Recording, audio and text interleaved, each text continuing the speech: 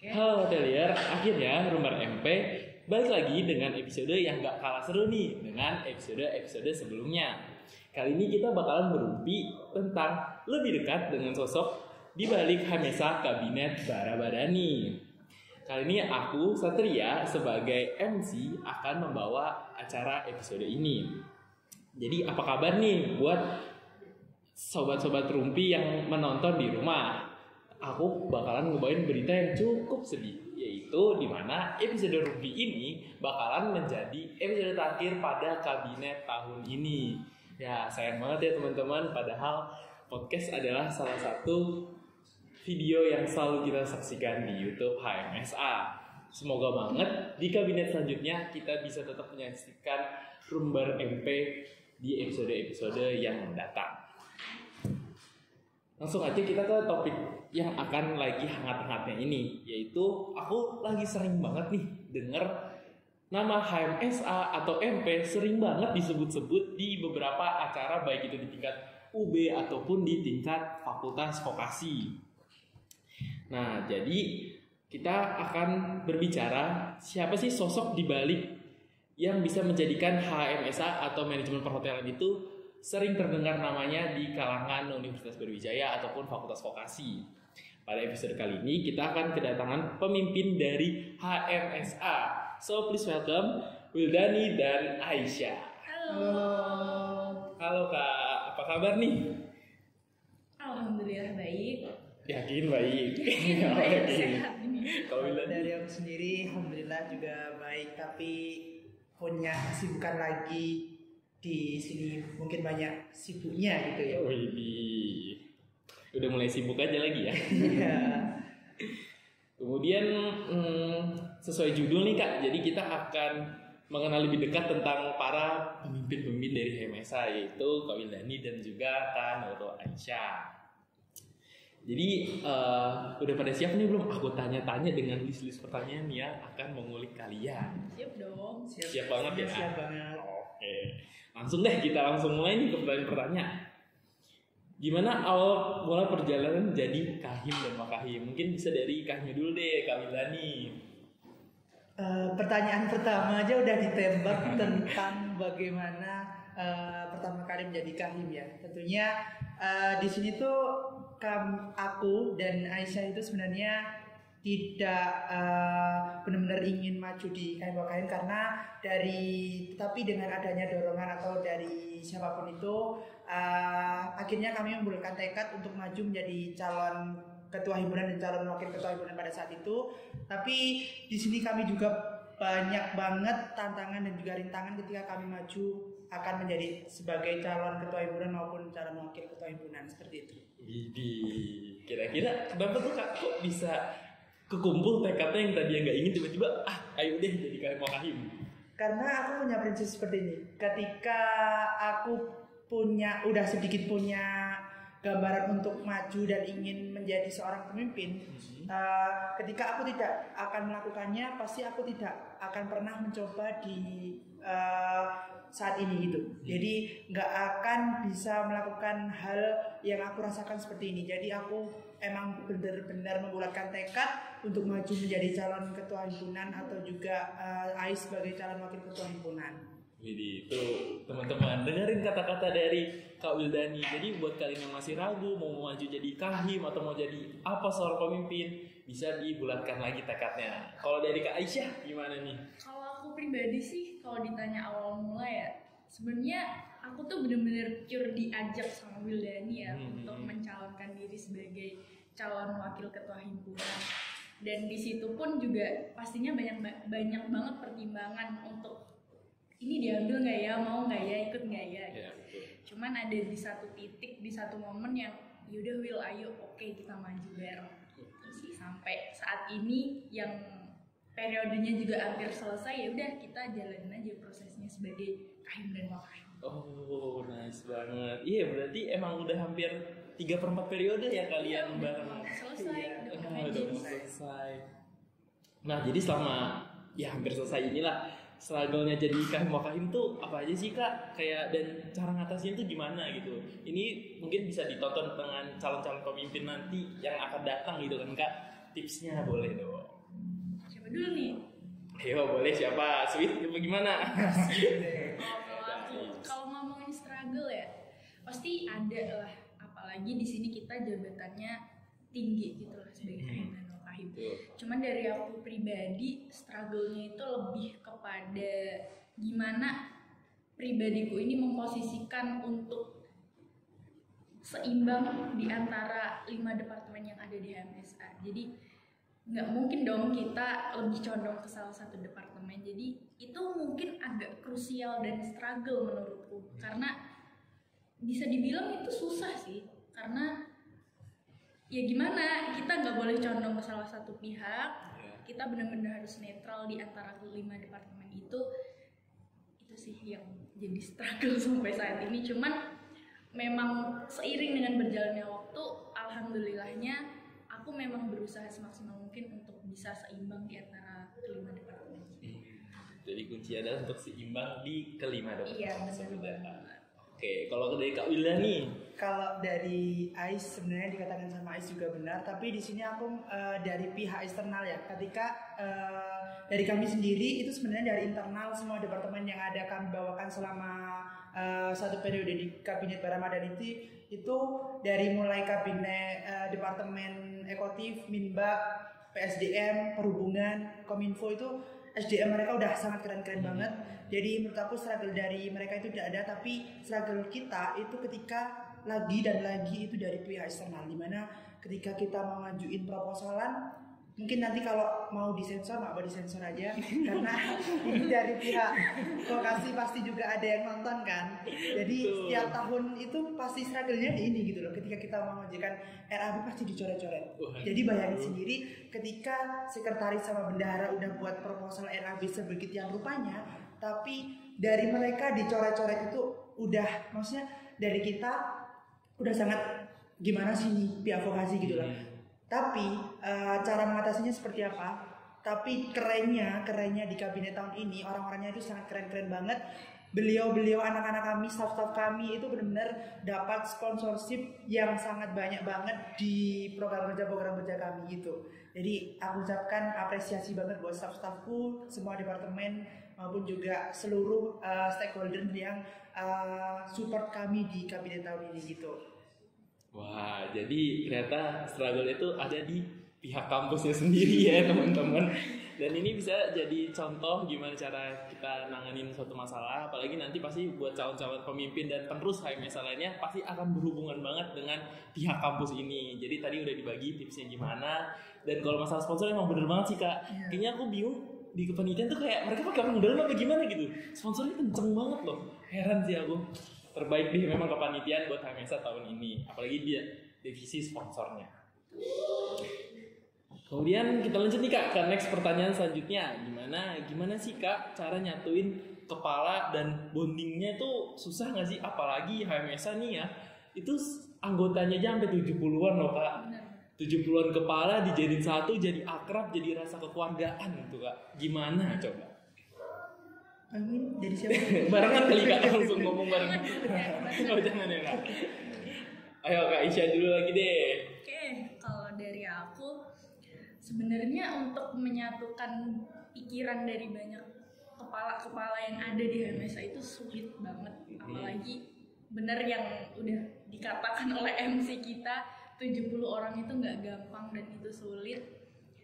Sebenarnya untuk bonding, kalau aku pribadi, jujur aja aku tuh orang yang susah gitu loh di awal untuk bisa basa-basi, untuk bisa nanya duluan itu susah banget. Cuman balik lagi karena aku udah megang tanggung jawab sebagai wakil ketua himpunan dan kebetulan aku juga cewek, sebagai wakil menurutku itu punya tanggung jawab untuk satu tingkat lebih tinggi untuk bisa lebih membonding anak-anak di HMSA. Iya benar banget.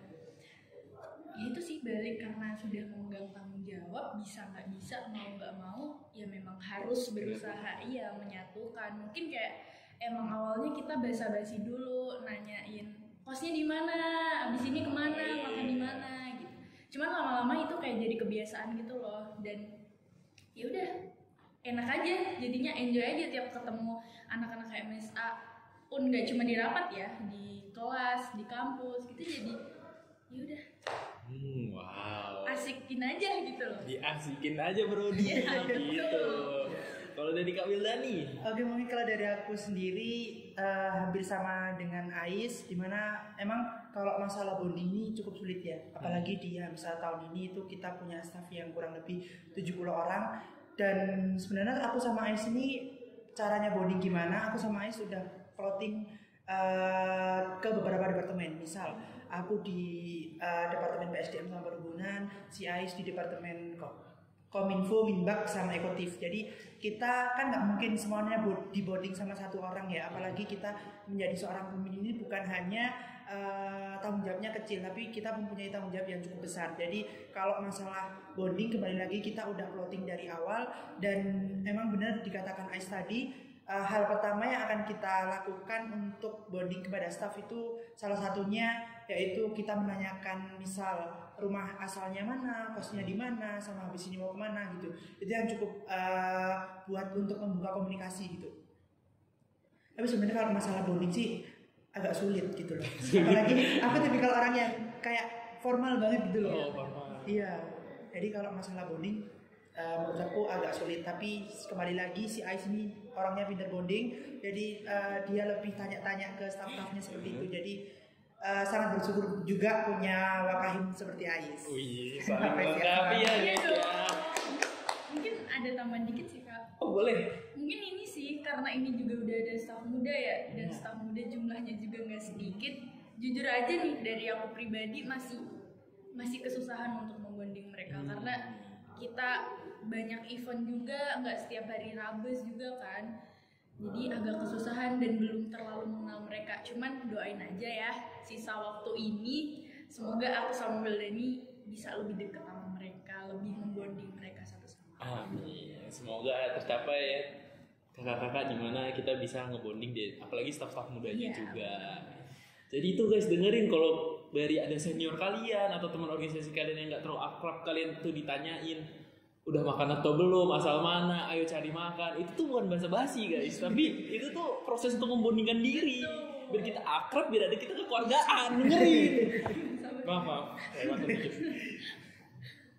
Oke, kita lanjut aja nih Kak ke pertanyaan selanjutnya. Gimana kakak-kakak ini selama menanggung jabatan itu pernah nggak sih merasa pengen nih ninggalin jabatan, entah itu nggak kuat. Pernah nggak Kak ngerasa ninggalin jabatan karena merasa aduh nggak kuat deh, terlalu besar tanggung jawabnya, atau gimana, atau nggak ada kepikiran sama sekali? Dari Kak Wildani? Kalau dari aku, kalau pertanyaan mengenai pernah nggak mau meninggalin tanggung jawab atau jabatan gitu, kalau dari aku nggak, tapi aku pernah mikir kalau mau ikut kepanitiaan gitu, kayak misal aku ingin coba kepanitiaan yang lebih tinggi, misal dari tingkatannya IM atau tingkatannya dari BEM juga, tapi aku punya pikiran seperti itu. Tapi kalau ditanya terkait pernah nggak punya pikiran ninggalin jabatan, aku tidak pernah, karena di sini emang awalnya aku terpaksa buat jadi kahim, tapi berjalannya waktu aku di sini benar-benar udah punya satu tujuan, punya satu suara, punya satu misi, itu buat ningkatin kualitas di Hamsa sendiri. Jadi aku lebih punya tanggung jawab sendiri di Hamsa gitu. Jadi ketika aku mau ninggalin tanggung jawabku, aku kembali lagi berpikir, karena aku udah berani ngambil keputusan ini, berarti aku harus bisa tanggung jawab semuanya gitu. Wow, berarti yang paling penting itu bertanggung jawab ya Kak atas apa yang telah kita pilih. Kalau dari Kak Aisyah gimana nih? Kayak pernah dengar mau menyerah apa enggak? Coba klarifikasinya sekarang. Kalau untuk meninggalkan tanggung jawab nggak pernah sih, cuman ada di titik bosen itu, pernah suntuk gitu lah sama ini ngapain lagi sih, MSA emang gini-gini aja gitu. Apalagi di sini kayak Wakahim gitu, kayak nggak ada spesifikasi untuk mau ngapain gitu loh, jadi kita benar-benar netral. Cuman rasa bosen itu lebih ke, aku sebenarnya bosennya tuh lebih ke arah iri gitu loh, terutama sama ke kadep sih. Karena kenapa ke kadep? Karena aku melihat kadep tuh lebih bisa membangun atau lebih bisa ngertiin gitu loh staff-staffnya gimana, dan kadep bisa ikut di dalam proker yang ada di departemennya dan lebih spesifik gitu loh di bidang minatnya. Jadi itu sih kalau untuk meninggalkan tanggung jawab enggak, menyerah pun juga enggak. Oh ya enggak, itu berarti itu info guys. dari mana? Berarti rumor-rumor yang tersebar itu enggak ya, enggak bener ya teman-teman. Jadi emang Kak Aisyah itu enggak akan lepas dari tanggung jawab. Nah, buat kakak-kakak Kak Wilda dan Kak Aisyah, selama di HMSA ini momen yang paling berkesan tuh apa ya kira-kira? Mungkin bisa berapa ya? 1 atau 2 atau 3 atau 4 deh, nggak apa-apa Kak Wilda nih. Ada berapa momen yang paling berkesan selama menjabat di HMSA ini? Dari siapa dulu? Dari Kak Wilda nih deh. Oke, jadi momen berkesan selama di HMSA menurut aku yang pasti ini nggak bakal bisa dilakuin ketika aku Ais sama angkatan 21 udah demisioner, itu pasti bakal rasain vibe-nya kita nggak bisa rapat besar. Oh iya, Nah, yang bakal kita kayak ngerasa sedih karena yang tiap 2 minggu sekali kita rapes, tiba-tiba kita nanti nggak bisa rapes gitu. Terus yang kedua mungkin dari segi anak-anaknya, staff-staffnya ya. Jadi staff-staffku ini emang benar-benar punya karakter masing-masing, lucu-lucu gitu loh. Ada staffku yang benar-benar dia punya karakter yang konyol banget. Waduh, siapa tuh Kak? Langsung spill aja nggak apa-apa. Di awal periode emang kayak gitu, dia malu-malu ya. Tapi semakin kesini tuh kelihatan banget karakternya gitu loh. Jadi aku nggak mikir yang awal periode, oh anak ini kayaknya nggak bisa diajak buat Coding gitu, iya, asik, coding ya. gitu, komunikasi gitu. Tapi ketika di sini semua staffku tuh kelihatan banget karakternya gitu loh. Jadi kayak ya mungkin emang awalnya malu-malu, tapi kesini dengan dia karakternya yang udah terbuka seperti itu, aku jadi lebih terbuka dan juga lebih senang punya staff seperti itu. Dan juga mungkin hal yang paling dibanggain di kabinet ini tuh semua departemen ini nggak ada departemen yang mau sikut menyikut gitu loh. Jadi ada momennya kayak kita harus bersaing dengan departemen ini, enggak. Semua departemen di HMSA apalagi di kabinet Baramadeni ini benar-benar satu suara, apalagi kadep-kadepnya, staff-staffnya, wakadepnya itu the best banget menurut aku. Nah, ya itu emang hebat banget sih Kak. Jadi kayak benar-benar nggak saling menjatuhkan ya Kak, tapi saling support. Dan buat teman-teman tadi yang tahu orang yang diomongin Kak Wilda nih yang katanya awalnya malu-malu jadi konyol, mungkin bisa tulis di kolom komentar tebak siapa nanti yang benar akan dikasih apa ya? Nggak tahu dia siapa. Mungkin minta aja ke Andri gitu hadiahnya ya. Oke, kita kalau dari Kak Nurul yang paling berkesan gimana nih Kak Nurul Aisyah? Kalau aku yang paling berkesan sama sih kayak Wilda ini, rapat. Gimana lagi kita bisa rapat setiap hari, apalagi kalau eventnya itu mau jalan barengan. Itu benar-benar bisa kita jam 2 rapat di Peraya, jam 3 rapat di Berbasa, terus Pilkahim dan sebagainya. Itu berkesan juga sih. Dan satu lagi menurutku yang paling berkesan itu momen-momen yang karena aku juga ada di kabinet sebelumnya, jadi ada 1-2 momen yang itu nggak ada gitu di kabinet sebelumnya. Mau tahu nggak? Wah boleh dong spill aja. Waduh ntar kalau ditanya sama kabinet sebelumnya gimana nih Kak? It's okay ya? It's okay lah, nggak apa-apa. Gimana nih Kak? Aku ngerasa di kabinet ini tuh bondingnya benar-benar ada, benar-benar dapat. Di kabinet sebelumnya dapat juga. Oh dapat juga. Ini main aman apa gimana ya? Dapat juga, cuma karena di sini posisiku sebagai orang yang berusaha untuk menyatukan, membondingkan. Kalau kabinet sebelumnya kan dibonding, kalau kali ini membondingkan, jadi kerasa banget gitu loh. Itu menurutku berkesan juga sih. Dan banyak lah, kayak kita bisa masuk ke nominasi Gracie, kan kemarin belum dapat gitu. Di kabinet ini alhamdulillah dapat. Jadi pencapaian-pencapaian yang sebelumnya belum ada dan di kabinet kita ada itu menurutku berkesan banget sih. Wow. Lanjut nih Kak, tentang tadi ngomongin udah nyenggol Brazier nih Kak. Kayaknya aku lihat di HMSA tuh lagi sering jadi omongan gitu di tingkat univ yang katanya terfavorit HMSA. Yang katanya di fakultas juga yang menang lomba tingkat fakultas antar prodi vokasi MP, HMSA juga. Itu tipsnya gimana sih Kak bisa menang di ajang-ajang bergengsi gitu? Mungkin siapa yang bisa jawab duluan deh, aku kasih nih. Ayo. Siapa tuh? Aku dulu. Oh. Untuk tipsnya, wah ini mah anak KMB doang yang tahu sama anak KMS. Tapi kalau aku melihatnya ya, kenapa kita bisa selalu nggak selalu menang sih, selalu berusaha untuk menang, itu karena aku melihat dari anak-anaknya sendiri yang ada di dalam proses kompetisi itu tuh punya keyakinan gitu loh, punya keinginan untuk tetap mempertahankan title itu. Wow. Jadi dari keyakinan keinginan mereka itu ngebuat atmosfer di sekeliling kita untuk ya ayo mau gimana caranya kita harus mempertahankan. Apalagi yang Vision kemarin kita juara 3 tahun berturut-turut. Itu benar-benar tekanan juga ya buat kita sebenarnya. Cuman balik lagi, anak-anak yang menjalankan itu juga punya keyakinan, punya kemampuan untuk tetap mempertahankan itu. Jadi bukan dari kitanya doang yang pengen, dari merekanya juga pengen. Mungkin itu yang ngebuat kita berpikir untuk lebih bisa, lebih baik dari sebelumnya.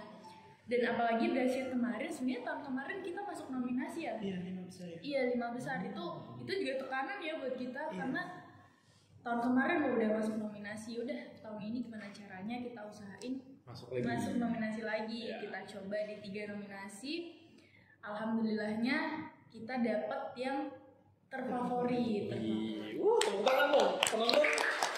Terfavorit se-UB.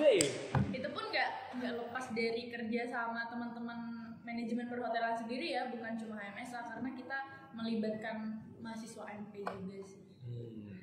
Jadi tipsnya keyakinan sih di dalam diri orang-orang yang mengikuti itu, satu tujuan.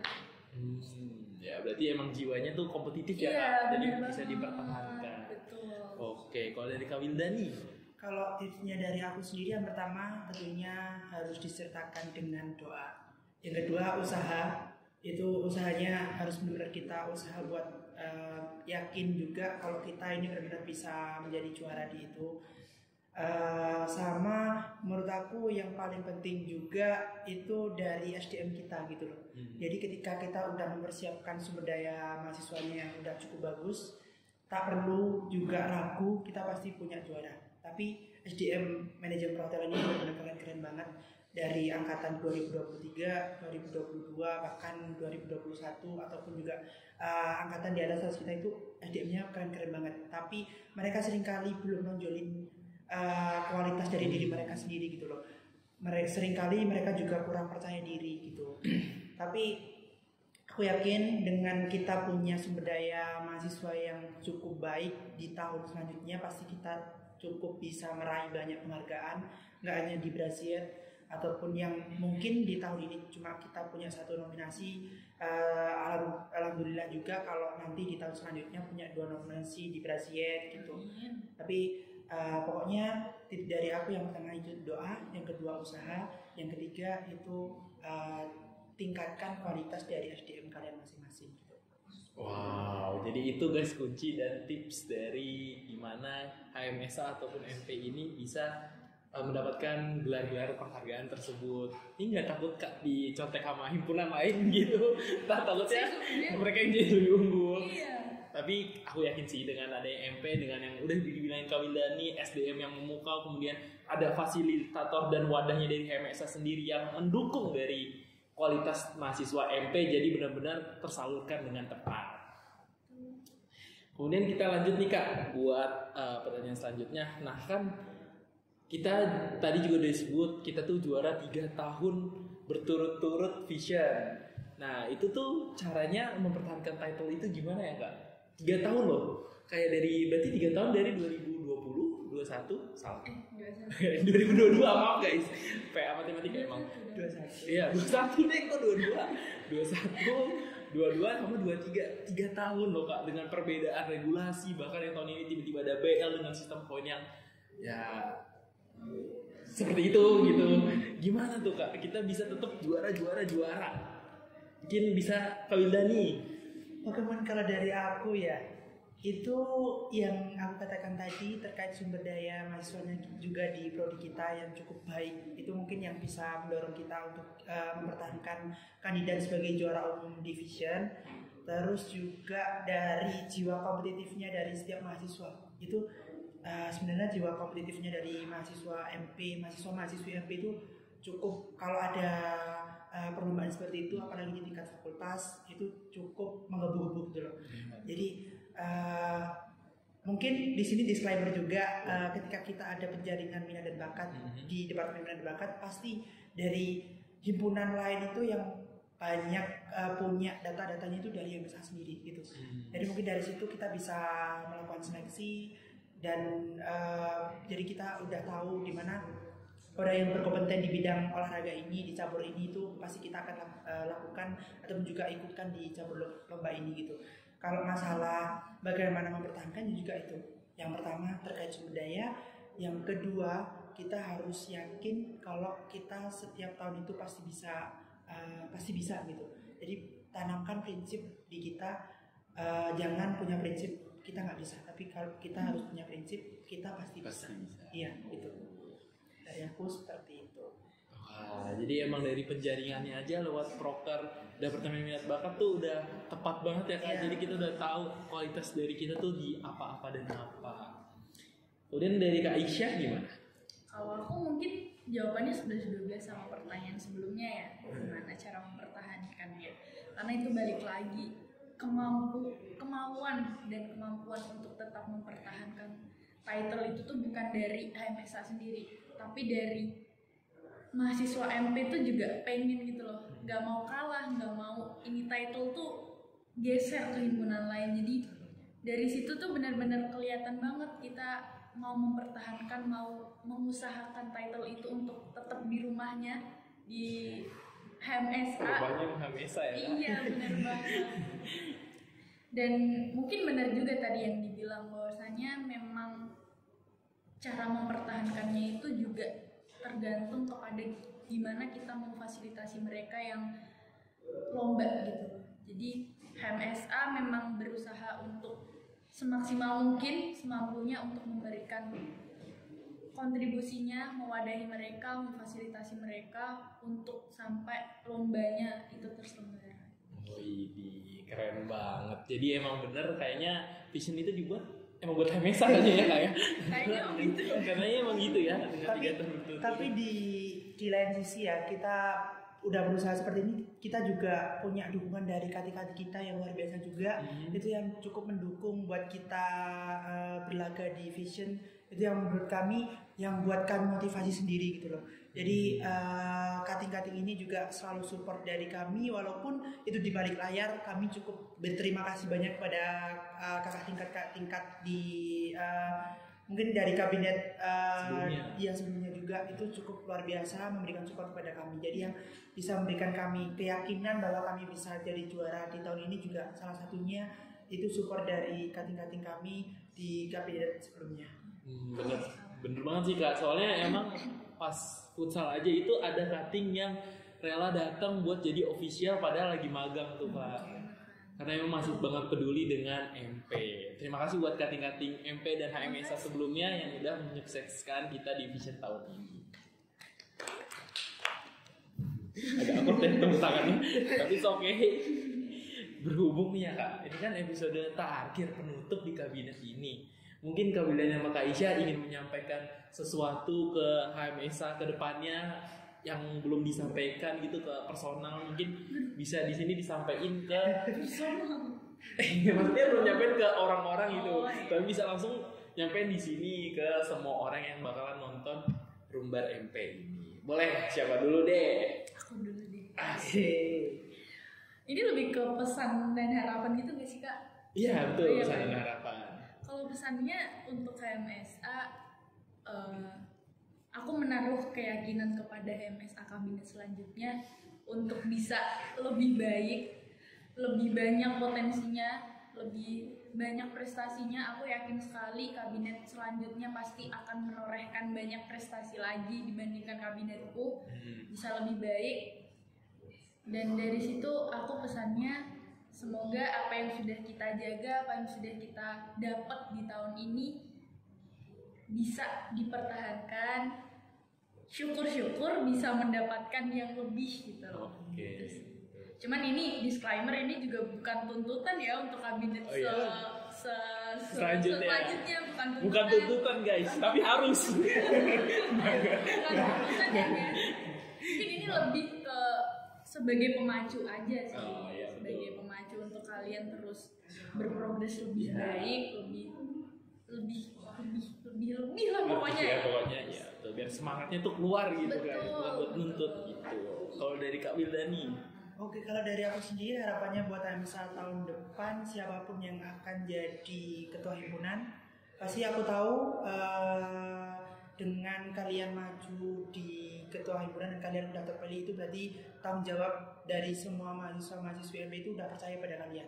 Jadi jangan kalian punya pikiran untuk aku nggak akan bisa di tahap ini gitu.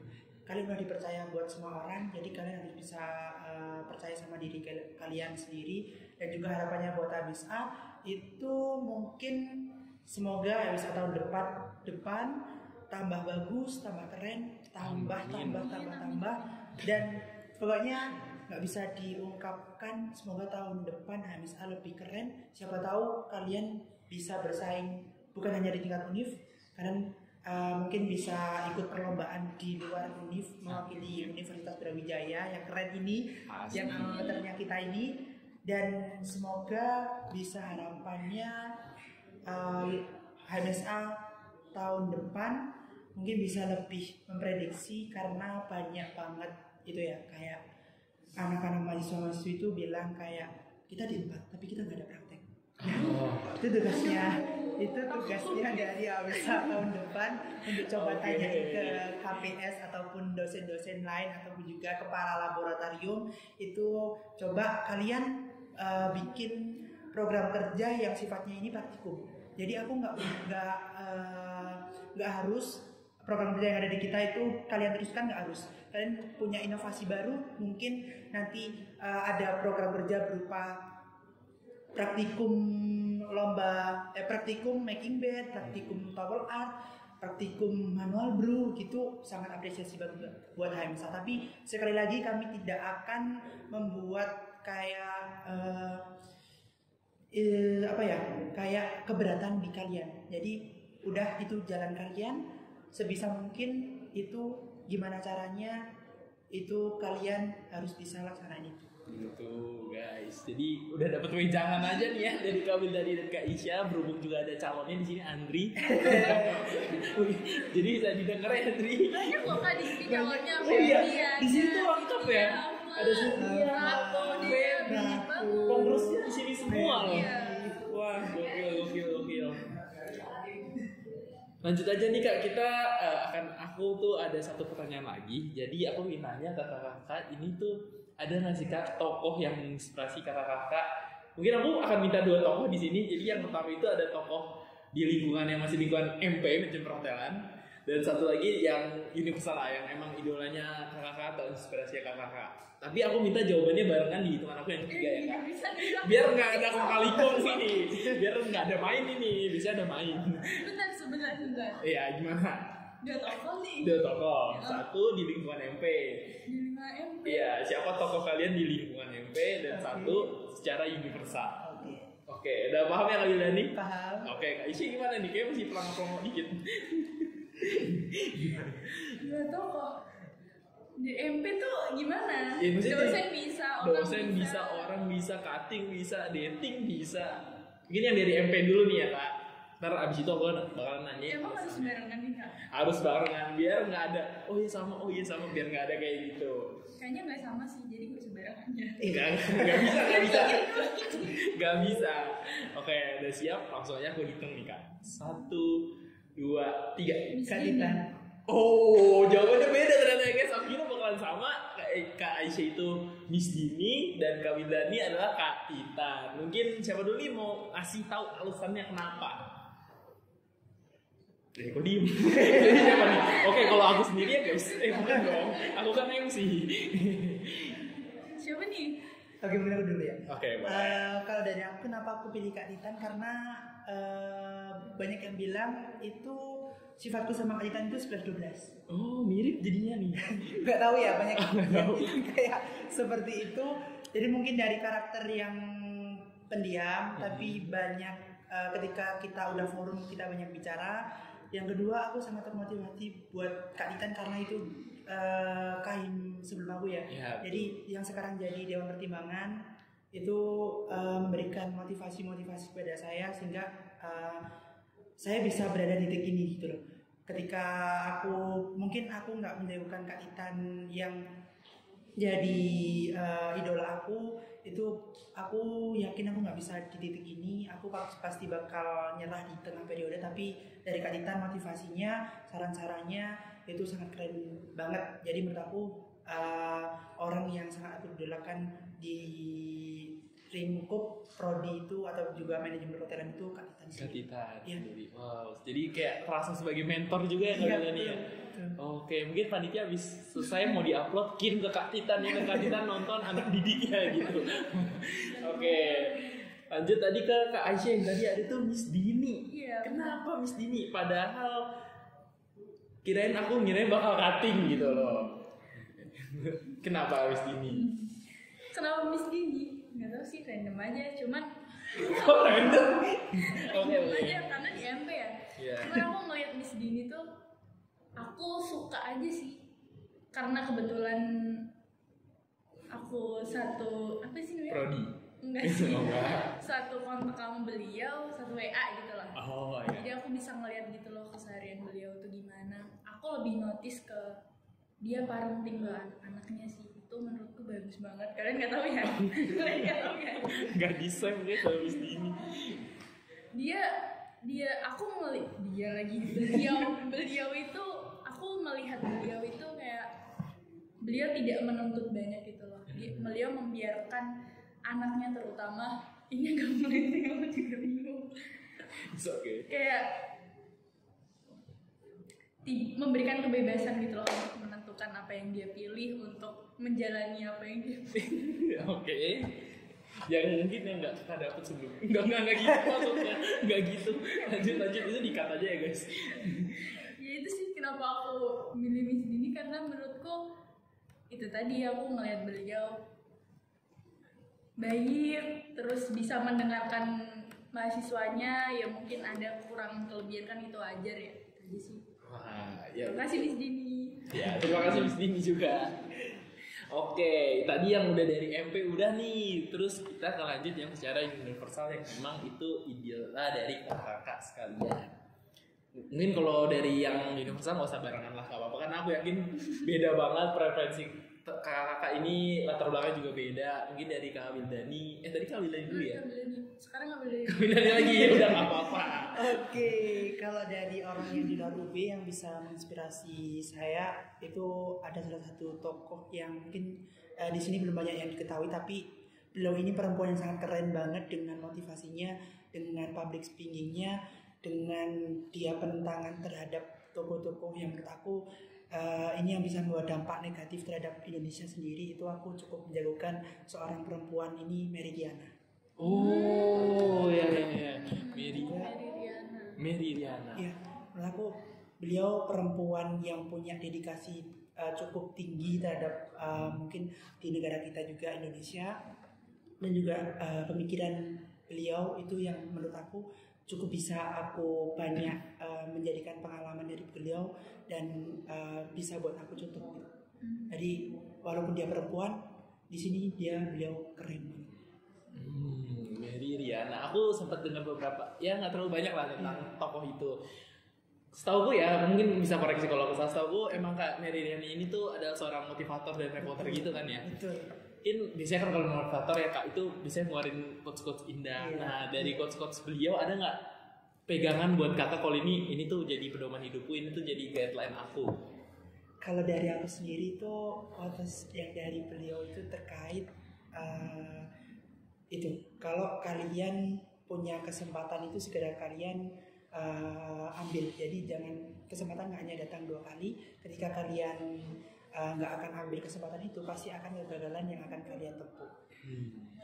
Yang menurut aku itu buat pegangan dari aku sendiri yang bisa buat aku bertahan di sini, dan juga aku punya prinsip ketika aku punya kemauan berarti aku harus segera aku lakukan. Wah, jadi bener banget ya. Kayaknya emang itu pedoman kakak yang kakak pegang banget dari tadi cerita juga, kayak awalnya agak ragu, tapi ini kesempatan harus diambil. Kayak emang berpegang pada pedoman itu ya kayak. Mungkin nanti tim editing dari panitia bisa cantumin ya itu quotes-nya dari Mary Riana. Kemudian kita lanjut ke Kak Aisyah. Siapa tokoh favorit kakak? Bukan favorit, pedoman kakak atau inspirasi kakak? Ini tokoh terdekat aku banget sih kebetulan. Waduh, siapa tuh Kak? Ibuku. Oh, ibu. Aku paling gak bisa deh kalau tentang ibu. Tapi lanjut. Kenapa ibuku? Karena aku benar-benar ngambil banyak pelajaran dari beliau sendiri. Kebetulan dia juga ada di lingkup kepemimpinan gitulah. Oh, apa itu Kak? Ada. Oh, ada. Penasaran. Jadi ya itu aku, apalagi di sini aku jadi wakahim yang cewek, dan ibuku kan juga cewek ya. Iya dong, gitu juga ya. Oke. Betul. Jadi benar-benar aku ngambil banyak pelajaran dari beliau. Itu sih banyak banget pelajaran, banyak banget. Apalagi pelajaran hidup yang aku ambil dari beliau. Mulai dari beliau merintis karirnya, nggak merintis karir juga sih, mesti menjalani karirnya di dunia itu. Yeah. Aku benar-benar ngeliat seorang perempuan bisa kok setara dengan laki-laki. Keren banget ya, emang kalau orang tua itu akan menjadi salah satu tokoh acuan kita pada kita dewasa nanti. Ketika kita menjalani hidup, orang tua pasti bakal menjadi sosok yang paling kita acukan gimana kita menjalani hidup, guys. Oke, jadi itu tadi. Wah, jujur kayak banyak banget hal-hal yang secara personal aku apresiasi dari Kak Wilani, dari Kak Aisyah, dan juga tentang HMSA ini sendiri. Jadi karena aku sendiri kan juga bagian dari HMSA ya, kayak aku sempat lupa loh kalau aku HMSA. Terus kemudian nggak kerasa banget kayak kita tuh udah mau di akhir periode dari Kabinet Bara Badan ini. Terima kasih kepada para teman-teman HMSA yang sudah ikut andil dalam segala proker di HMSA. Terima kasih dedikasi teman-teman, dan nggak terasa kita bakal farewell. Jujur sedih pol kalau soal farewell itu tuh. Nanti soalnya kita bakalan nganggur guys, nggak akan ada rapat-rapat lagi. Waduh, iya betul. Itu yang bakal dikangenin tadi kata Kak Aisyah, Kak Wildani juga. Jadi ditunggu buat kalian angkatan 22 dan 23 buat ngelanjutin prestasi-prestasi di MSA dan juga berkembang di HMSA. Sekali lagi sebelum aku tutup nih Kak, ada nggak 1-2 patah kata terakhir yang ingin disampaikan untuk penutup podcast kali ini? Ya, silakan. Oke. Oke, mungkin terakhir banget satu kata-kata, intinya semangat, dan aku yakin di kabinet selanjutnya kalian pasti bisa. Ini dari Kak Aisyah. Kalau dari aku mau berterima kasih banyak kepada Kabinet Bara Madani tahun ini. Terima kasih atas dedikasi kalian, atas kemauan kalian untuk join di awal periode sampai detik ini yang mau demis. Bila demis aku terima kasih banyak. Dan buat kabinet-kabinet selanjutnya, semangat untuk terus mengestafetkan prestasi-prestasi dan kinerja HMSA. Semangat. Oke, sekali lagi makasih buat Kaim atas kerja kerasnya selama ini. Aku yakin HMSA selanjutnya akan bisa jauh lebih baik dan juga berkembang. Oke, dengan sedih nih aku bakal tutup episode kali ini. Bye Sobat Rupi, ketemu lagi di podcast kabinet selanjutnya. See you.